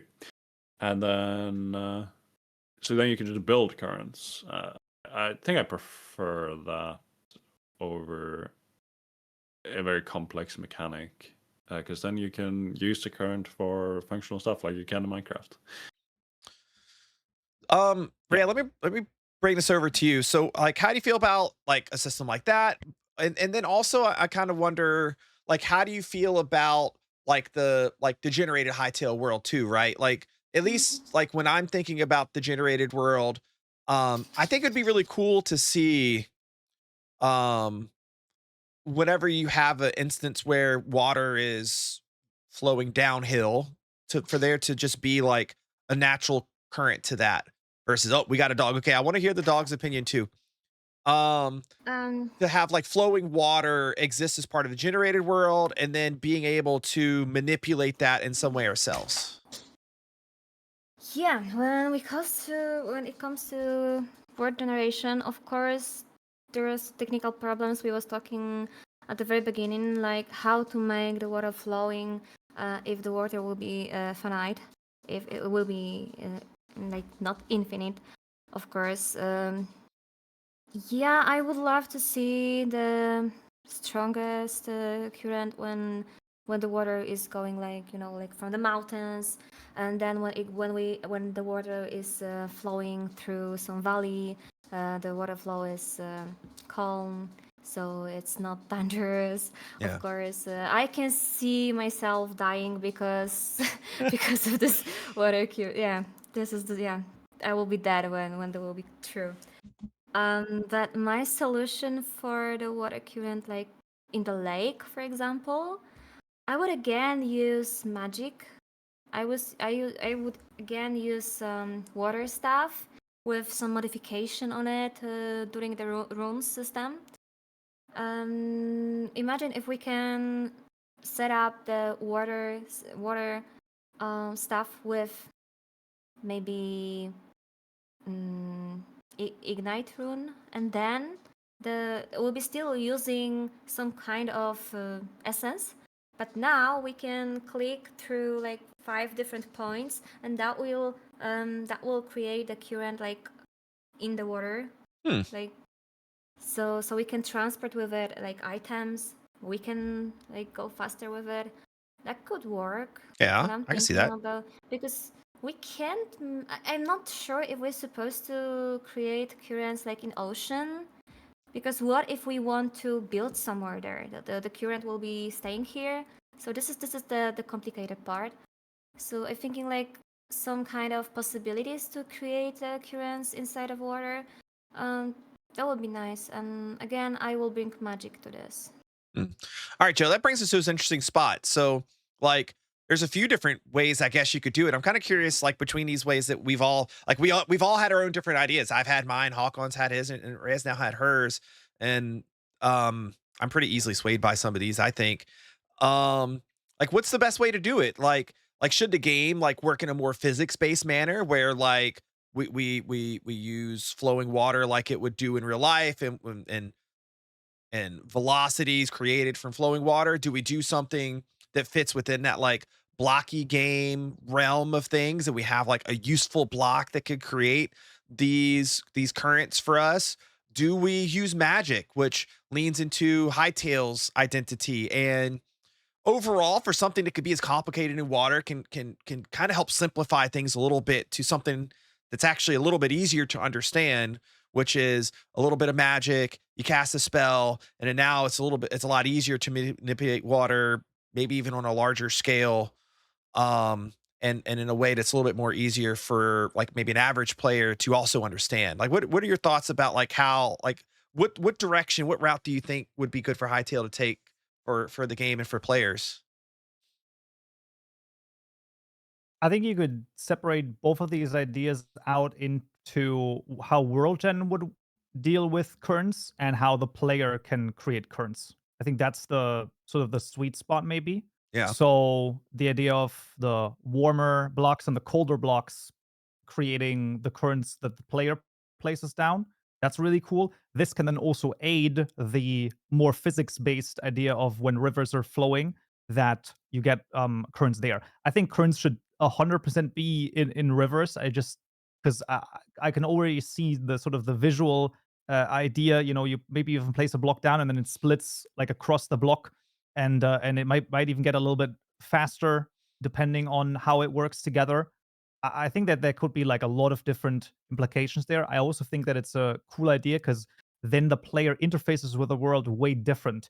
Because then, let's say there's a big river, you have to get those cows over that river somehow. So you got to build a bridge. And I think Yeah, I that like that. creates such a good impetus of the player shaping the world. So to create these natural challenges, so I actually think that the currents should be a little bit higher than one might expect because I think, well, at least at some parts of the of rivers, because I think that that could lead to such cool moments and such cool creativity from the players, which isn't. And I don't think that it would deter the casual player either, because they would just be like, oh, that's just a challenge I have to, because you can build a bridge that's one block wide. You don't have to build a nice bridge. But then the player who's aesthetically wants to make this aesthetically pleasing, they're going to spend an hour, 2 hours building a beautiful bridge, which is really awesome in the world. So I think that it creates a really, really nice um just interaction. Um, you bring up a good point, and you made me think about this. You guys see the screen I have up right now. This was from the blog post. Did we get this? Was this blog post before the game came out? I can't even remember. I think it was.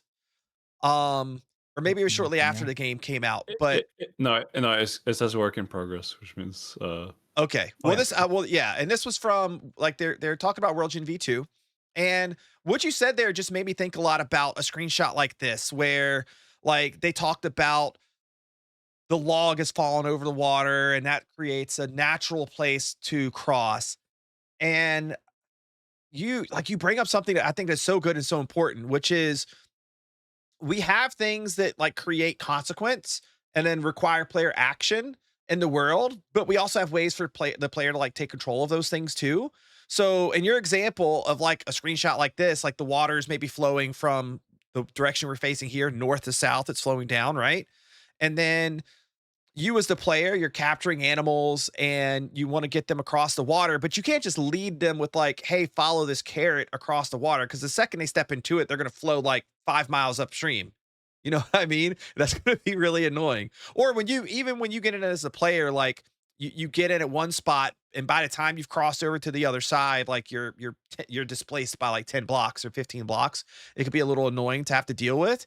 So it creates purpose like, oh, I could build a bridge over this and I don't have to deal with that anymore. Or like you could also introduce um Rhea's idea of magic. Like, okay, well, let me get I got to get this certain magic wand that can deal with this, and I got to gather some essence, or I got to get the certain rune and whatever, and then now I can stop the current in this area if I just don't want current to be there anymore.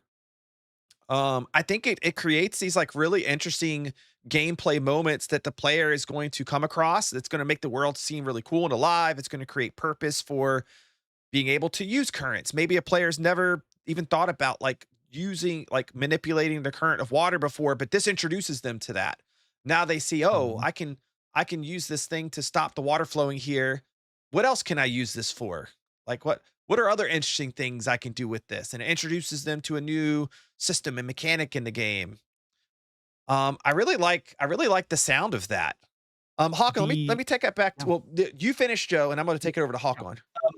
The thing about the rivers with this mechanic is also, like I watched a lot of sort of survival shows, and one thing that you just don't realize in the modern world, how hard it is to cross water. It's one of those things. It's actually a really really difficult problem. Yeah, it is. And we have, I mean, we have probably millions of bridges in the world, right? But that's the point, because that's like such a hard thing to do, and because either you get your shoes wet, or you get your socks wet, or you get wet feet, and I think it's a really interesting survival mechanic that's then brought into Hytale in this instance. What do you think, Hawkon, about this? Yeah, I think when we've been talking about currents, I mainly thought about it in just like a mechanical way, and like where you have it as a tool. Yeah. I think this way that Kaupenjoe talks about it, where it's actually a more of like a way of creating situations with the world gen. Yeah, that is that makes it way more interesting to me, and also like especially with rivers, yeah, where you can't just like dive down below the because how currents work right now is just if it's flowing water, that's a current. But what happens below the surface, I feel like it's way more immersive if that actually lines up with what is happening above the surface. Yeah. um, where even if you're not in the flowing water, you're still being affected by the current. And that would be a very easy way of making a current, where if there is flowing water above you, there's a current, you know, in that same way. Yeah. And I think that would be easy to do. It would be, I don't see any reason not to do that. I definitely feel like the game should be able to handle that. I think it can. Yeah, just like check, is there flowing water above you connected to the water? And then if yes, Kind of there's like a current. transfer that down. Yeah. Yeah. So I really like that idea. I want to move our conversation to kind of this is the last segment that I have. Which is let's talk about visuals a little bit. We talked a lot about mechanics and how things work. Let's talk about how things look. So I'm going to start this out with you, Rhea. Um, should like how how should the water in a we're going to talk about like basic features here first, just like visually Mhm. kind of how water looks, and then we'll talk about like additional features like reflections and sun rays and that kind of stuff in a separate topic after this. Um, should water in Hytale try to look like ultra realistic, or should they try to find their own blocky style to it, both when it's sitting still, when it's flowing, when we're talking about waterfalls or just flowing water across a plane?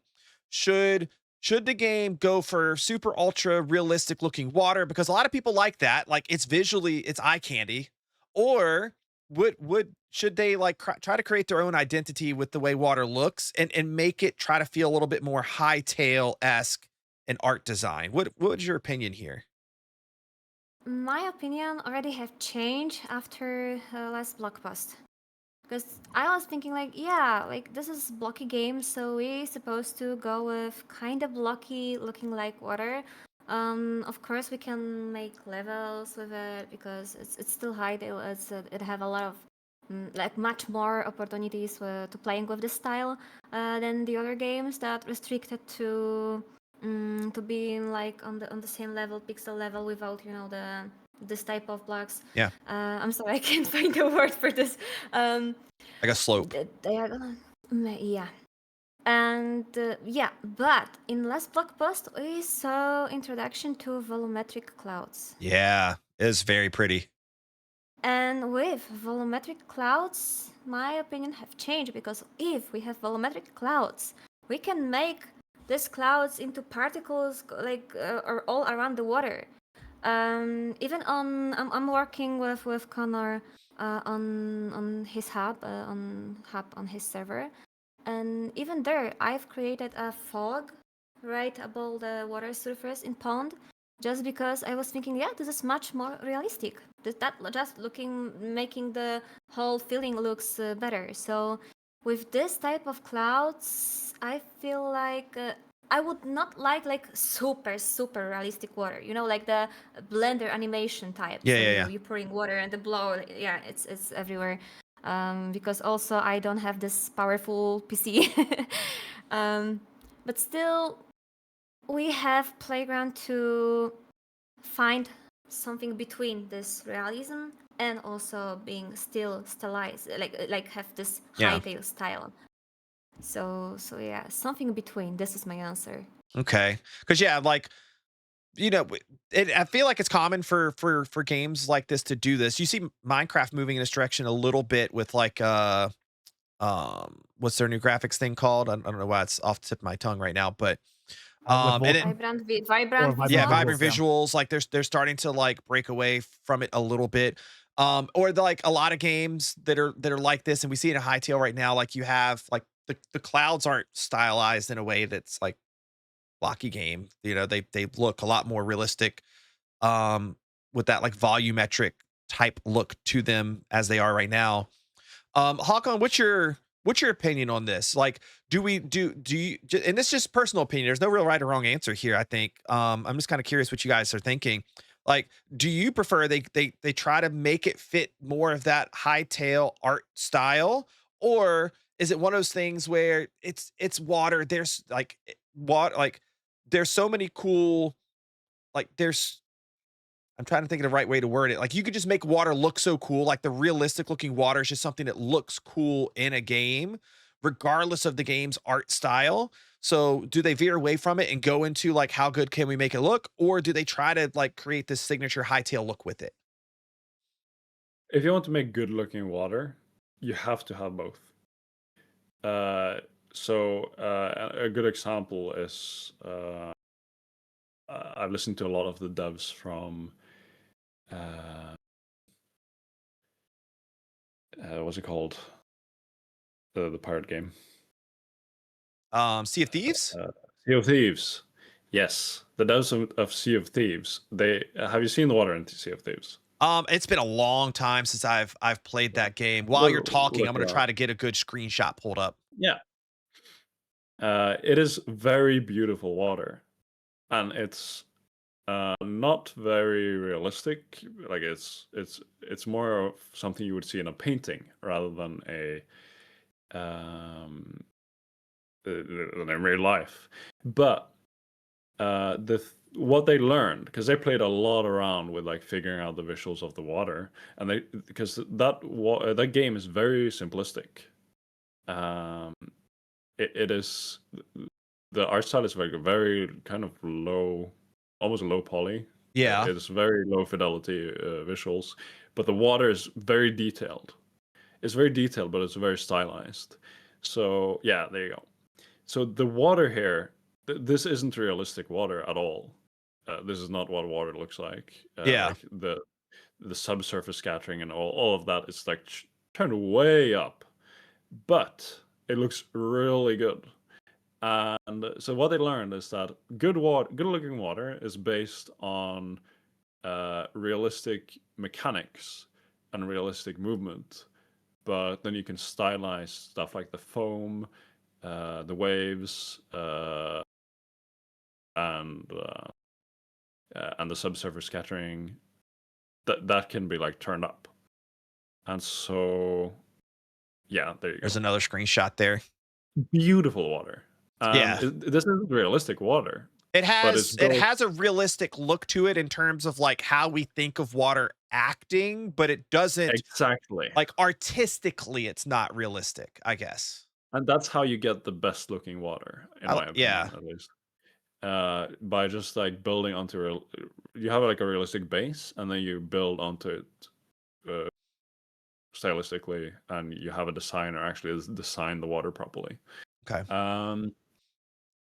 Yeah, and I think there's a lot of examples out there of people making stylistic water that just looks beautiful, especially using foam. Yeah. And I think that is something Hytale should take advantage of. Try to make actually beautiful looking water. Use the foam and the subsurface scattering and all this. Right now, it looks a bit like plasticky. Yeah. There's so much you can do with visuals of water. Like even so, you have it doesn't matter how low fidelity your game is. Even like Valheim, right, which is super low resolution, it still has very realistic water. And Minecraft's new texture pack, for example, Yeah. where every pixel is like one shadow, a 1 by 1 pixel shadow, and you can see their water reflecting different. Each pixel reflects different. It's super like detailed visuals, even though the game is literally Minecraft. Yeah. They even have natural concepts like Snell's window, which is where when you go underwater, the water actually at a 45-degree angle from where you're at, the water actually reflects all of the light from below. So you can only see the out of the water from below in a fixed circle. Yeah. And that circle is always like the same size, no matter how far you are away from it. And that is something they actually have in the new Minecraft shader. Yeah. And the cool benefit of that is you mentioned the God rays earlier, or sun rays or whatever. Yeah.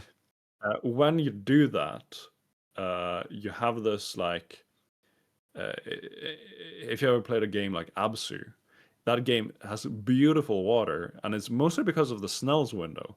Because the Snell's window, at the edges of the Snell's window, the waves create these like holes in the reflection, so it opens up basically light from above, and that turns those holes is what turns into God rays, right? So you always have this constant like circle of God rays around you when it's bright outside. So yeah, depending on the weather, you would always have God rays. If it's like a sunny day, you would have God rays all around you in the water, which looks beautiful. And so yeah, I think Hytale should definitely go all in on making water beautiful. They already have done it with.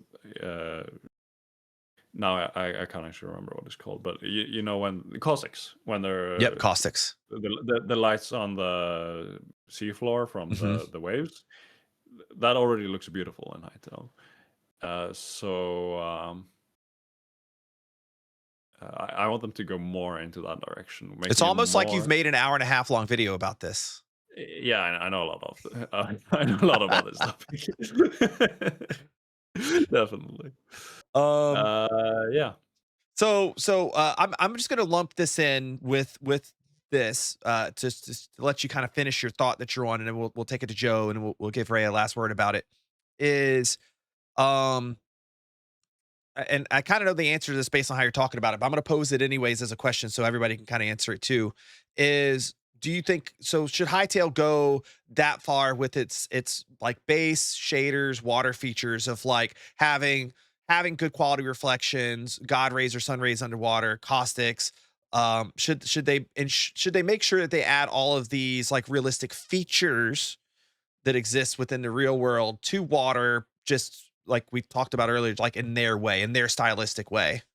You think the game should have all that as part of its like base feature set for visuals with water? This for you, Hawkon.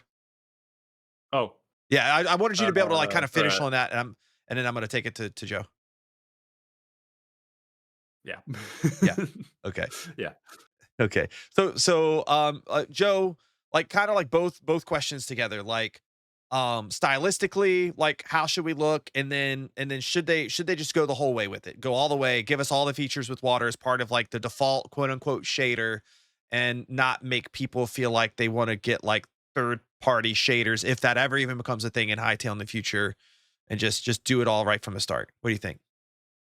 Yeah, so what I never really liked in Minecraft, personal thing with the water is like when you have it flow completely outwards and then down, it always looked weird to me because then you have like these very small, water that it drops down. It just doesn't look appealing in my opinion. So there, I think the blocky way that it looks doesn't work.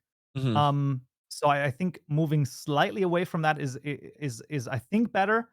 When it comes to reflections and more realistic shaders, I think reflections, in my opinion, is sort of I think that's a must. I think that that's Yeah. just gonna look so freaking amazing if they can then make it work within the entire sort of visual side of how Hytale looks. I think that would be amazing. Like the if they can somehow have it, have the Hytale DNA in that as well. Um, but yeah, so move away from the blockiness would be really cool. Okay. Uh, Hard to do, obviously, because then you get into these edge cases of what does it look like if you have only one block? How is that not going to be blocky, right? That's sort of where you get into those edge cases. And then with the mechanics Um, too, like how like items might flow across it or something like that. Like, does it still flow to the corner of the block, or like do we just stick to where we can visually see the water flowing on the block?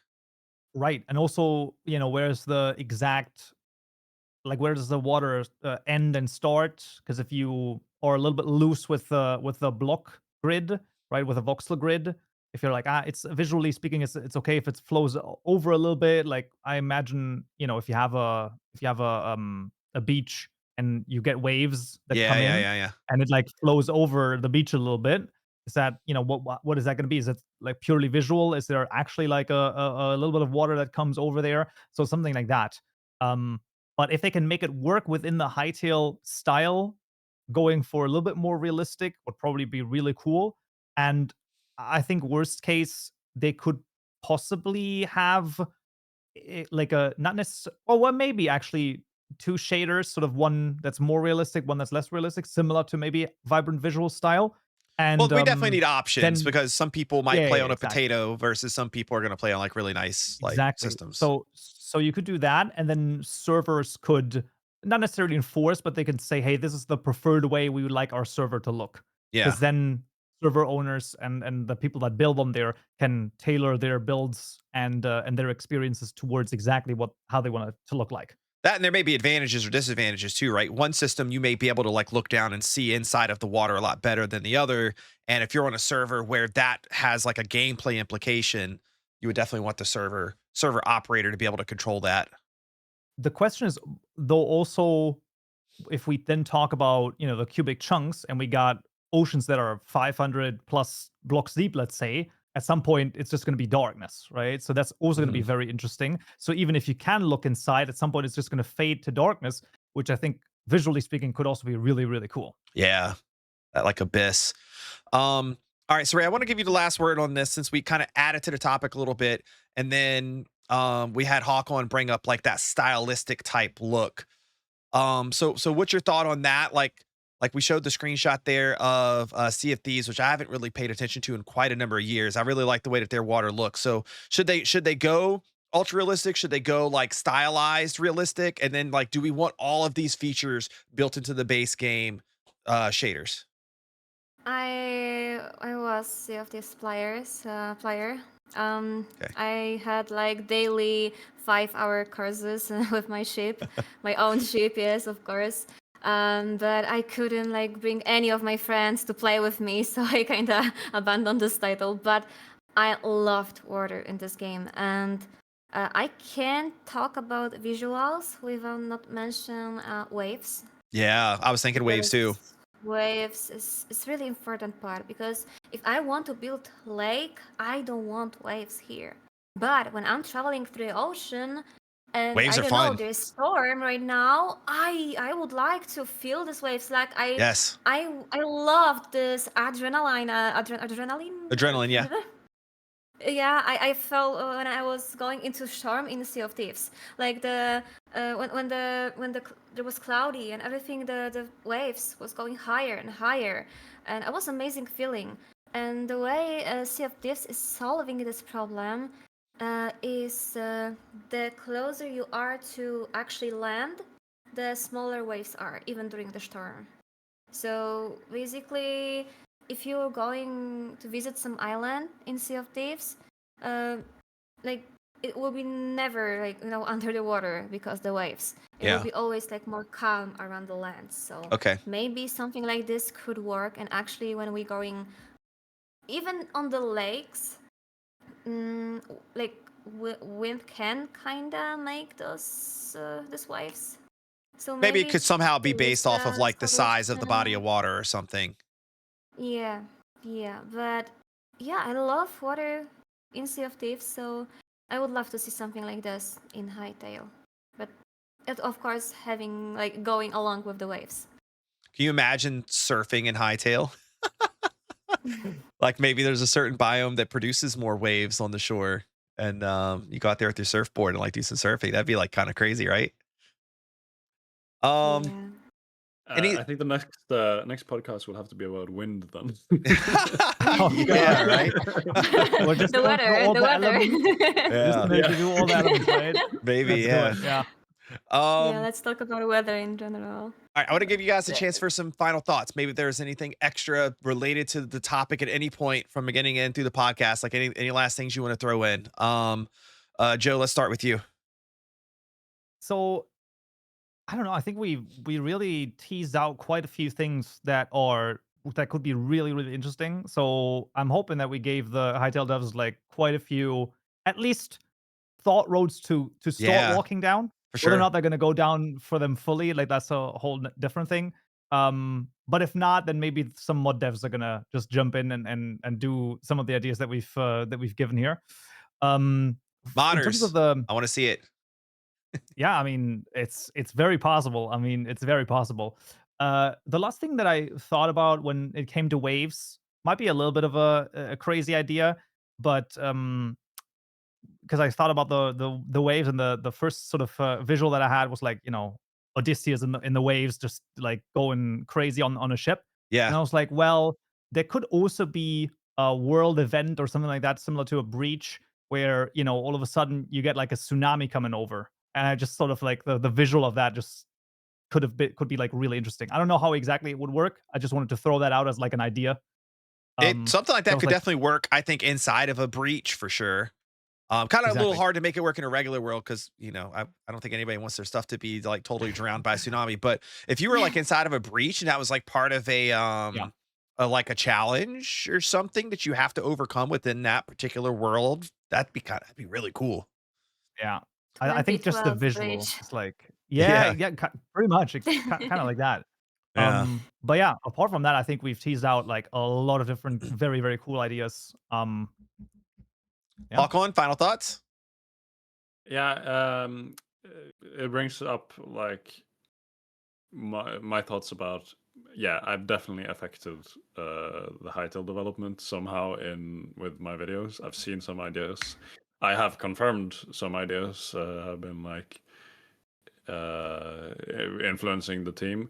So we're definitely having heard all of these ideas. I can't imagine us not being, the picture with all the dominoes, like getting progressively larger. We're one of those dominoes down there, Yeah, at least. yeah. I think so. I So think yeah, so. and that's the fun part about doing this. It's Yeah, and getting in like you have an early, impact. getting in early. Yeah, you definitely Uh, have an impact. Rhea, final thoughts? I laughed watching you guys on my screen when we was talking about something, and I could see like, oh, I have idea, and I could see that on your faces. Yeah, especially Hawkon. He was, yeah, I can see on your face that you right now the idea was burned in your head and you're thinking about it, especially when I start talking about magic on the first topic. Mm-hmm. Like, yeah, it was nice experience to see like our idea can connect and create the new thing, new ideas. Right now I have much more ideas in my head about like everything, how I could do this than before this podcast. So I think like Yeah, it's hard to keep it that from will like be getting out of control because I'm sure a lot of us we could probably sit here and keep this going for another 4 to 6 hours, like easy. Um, so just like condensing everything down to a few hours makes it a little bit easier for people to watch can be kind of hard to do. But yeah, I'll say that too. Like you guys, the first time I did this, and now this is the second episode I've done. Like, uh, the amount of things that like great ideas and like insights that a group of people like you guys can come up with and like really get your brain churning, I think is really good. And I'm pretty sure it's going to do that with the audience as well. So those that are still listening this late into the cast, like definitely drop down your comments. I'm sure these three are going to, and me too, like we're going to look down through your comments and probably comment back on them, or even if not commenting back, still like seeing it and taking mental note of like some of your cool thoughts and ideas and things like that. And I'm sure the Hytale devs will probably be taking a look too. So make sure you drop those like comments and ideas that you want them to be able to see. Um, so I want to go ahead and kind of like end things up here. I appreciate having all of you guys on today. Before we head to our post-show chat, we'll have a short post-show chat. I got a couple fun topics in mind that we can kind of talk about. I want to hear some stuff from you guys. I want to make sure that everybody knows where to find you guys. So, Hawkon, we can start with you. Where can everybody find you and your content? What platforms are you on, etc.? I'm on YouTube and Twitter. Pretty much that's where I hang out. Okay. And my name is Hawkon. You'll find me. Okay. Yeah. Spelled just like you guys see on the screen right now. Hawkon. I'll put it. I'll get you guys to drop me in our show chat. You could drop me your links so I can make sure I put it in the video. So people can get to your channels there too. And you primarily make videos. You don't do any live streaming, really, correct? Yeah, I'm not a streamer, as you can tell from my video quality. By the way, I'm lit by my windows, which you can see. 'cause Oh, my okay. That's face is pretty all- good natural lighting. Yeah. Yeah, my face is all red now, and it was like white in the start of the stream, and that shows how long we've been at this. It's been there was a about moment 2.5 when hours. the light was coming so bright on you, and I just had to smile because you was looking like you were standing right now. yeah. Rev, where can people find you? So, I have a YouTube channel when I'm trying to speak in English at least. You can find me on Twitter when I'm yapping about mashies mostly. And of course, you can find me on some of the servers, like public servers, when you can join and have a chat with me, mostly on Quebec Network and Fight Club. So yeah, basically in these places you can find me, and you can also lurk me. Wherever you will type Mashi, I will be there. Okay. We can summon you. And Kaupenjoe? Yeah, I'm on Twitter, Twitch, YouTube, all at Kaupenjoe. That's more the live streaming and sort of update side. And then I also have Modding by Kaupenjoe, the YouTube channel, where right now it's mostly Minecraft modding because I'm waiting for freaking update 6 to finally drop to do some updated modding tutorials on Hytale. Because there's so many changes that keep rolling in every update that at this point it probably has to be an update every 1 or 2 updates, even like a new series of videos. But yeah, that's where you can find me. All right. So that kind of sums up everything from the main show here. I definitely enjoyed this a lot. Hopefully Psyche watches and it gives the team some further ideas and insights on how they want to do water inside of Hytale. If you're watching the podcast, please leave it a like, follow on YouTube, follow us on Spotify, and consider becoming a monthly patron supporter via the link in the description below so you can see what we talk about in the post show that we're about to get to, which we are going to hightail over to right now. I know you guys like that segue. So for everybody in the main show, thank you very much, and we'll see you next time.